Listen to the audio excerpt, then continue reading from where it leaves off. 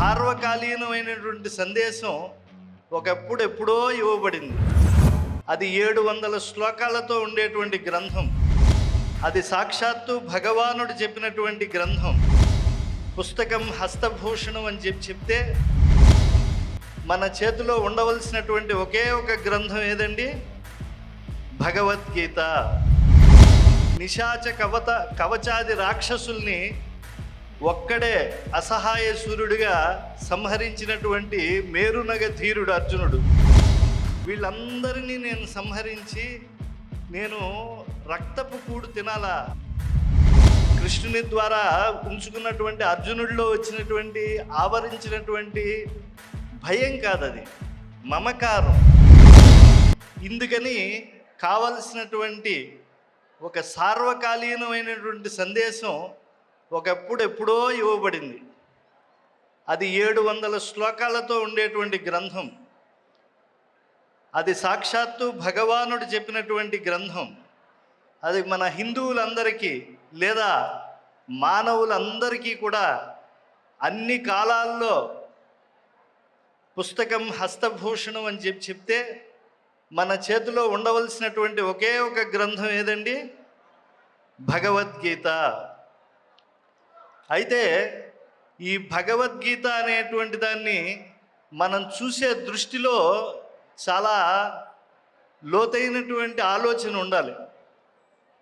యుద్ధ భూమికి వచ్చినటువంటి అర్జునుడు బాగా ఏడుస్తున్నట్టుగా ఒక బొమ్మ, ఆయనకి ఏదో కొన్ని శ్లోకాలు చెప్తున్నట్టుగా శ్రీకృష్ణ పరమాత్మ యొక్క బొమ్మ చూసేటప్పటికి మనందరికీ అనిపిస్తుంది భగవానుడైనటువంటి కృష్ణ పరమాత్మ ఒక పిరికివాడు యుద్ధరంగానికి వచ్చి భయపడిపోయినటువంటి ఒక వ్యక్తికి చాలా ఉద్బోధ చేసి అద్భుతమైనటువంటి ఉపదేశం ఇచ్చి యుద్ధం చేయించాడు అని. కానీ అలాంటి వాడు కాదు అర్జునుడు. అర్జునుడు ఎలాంటి వాడు? మీ అందరిలాగా చాలా ధైర్యశాలి. అద్భుతమైనటువంటి ఆయన జీవితంలో ఈ కురుక్షేత్ర యుద్ధ భూమికి రాకముందు ఎన్నో విజయాలు ఉన్నాయి. చిన్న వయస్సులోనే ఎంతో తన అస్త్ర విద్యా నైపుణ్యంతో ద్రోణాచార్యుల వారి హృదయాన్ని ఆకట్టుకున్నటువంటి ధీశాలి. దేవతలు కూడా భయపడేటువంటి నిశాచ కవచాది రాక్షసుల్ని ఒక్కడే అసహాయ సూర్యుడిగా సంహరించినటువంటి మేరునగ ధీరుడు అర్జునుడు.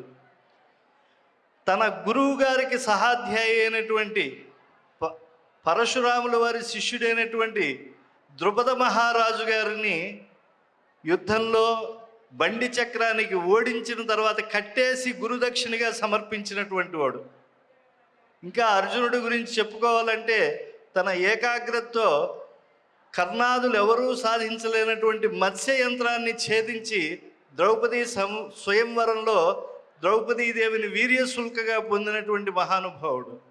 ఇంకా చెప్పాలంటే ఎప్పుడైతే చిత్రరథుడు ఇలాంటి గంధర్వులందరూ, దుర్యోధనుడు అలాగే కర్ణుడు వీళ్ళందరూ కూడా ఘోషయాత్రగా అరణ్యంలోకి అవహేళన చేయటానికి పాండవుల దగ్గరికి వెళ్ళినప్పుడు చిత్రరథుడికి పట్టుబడితే ఆ గంధర్వులందరినీ ఓడించినటువంటి సవ్యసాచి అర్జునుడు. అర్జునుడు ఎంత మహాపరాక్రమవంతుడంటే భీష్ముడు, ద్రోణుడు, కర్ణుడు, శల్యుడు మొత్తం కౌరవులంతా కూడా ఉత్తర గోగ్రహణానికి వచ్చినప్పుడు ఏమాత్రం భయపడకుండా ఒక పిరికివాడైనటువంటి ఉత్తర కుమారుణ్ణి రథసారథిగా పెట్టుకుని గోగ్రహణ వేళ సమ్మోహనాస్త్రంతో ఒక్క భీష్మాచార్యులను తప్పించి అందరినీ కూడా మూర్ఛలోకి పంపించినటువంటి మహానుభావుడు.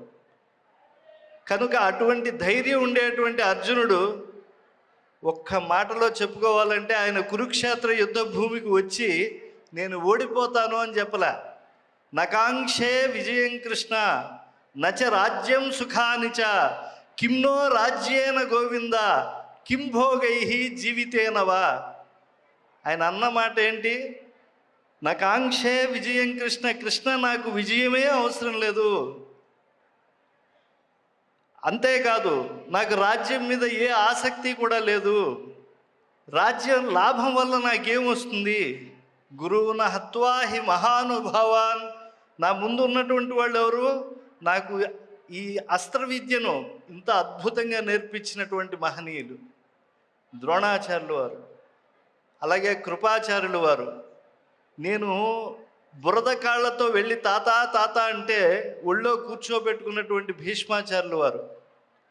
నాకు లేదా మా పాండవులకు ఏదో విరోధం ఉండవచ్చు ధృతరాష్ట్రాదులు అలాగే దుర్యోధనాదులతో, కానీ వాళ్ళ పిల్లలు అంటే నాకు కూడా మనవాళ్ళు అవుతారే. వీళ్ళందరినీ నేను సంహరించి నేను రక్తపు కూడు తినాలా, నా రక్త బంధువులందరినీ సంహరించి నేను రక్తపు కూడు తినాలా అనేటువంటి బెంగ వచ్చింది తప్పించి, అక్కడ 11 అక్షౌహిణులు ఉన్నాయి, నా వెనకాల సైన్యం 7 అక్షౌహిణిలో ఉంది అని చెప్పి సేనయోరు ఉభయోర్ మధ్య రథం స్థాపయమేచ్యుత అని చెప్పి రథాన్ని కృష్ణుని ద్వారా ఉంచుకున్నటువంటి అర్జునుడిలో వచ్చినటువంటి ఆవరించినటువంటి భయం కాదది, మమకారం.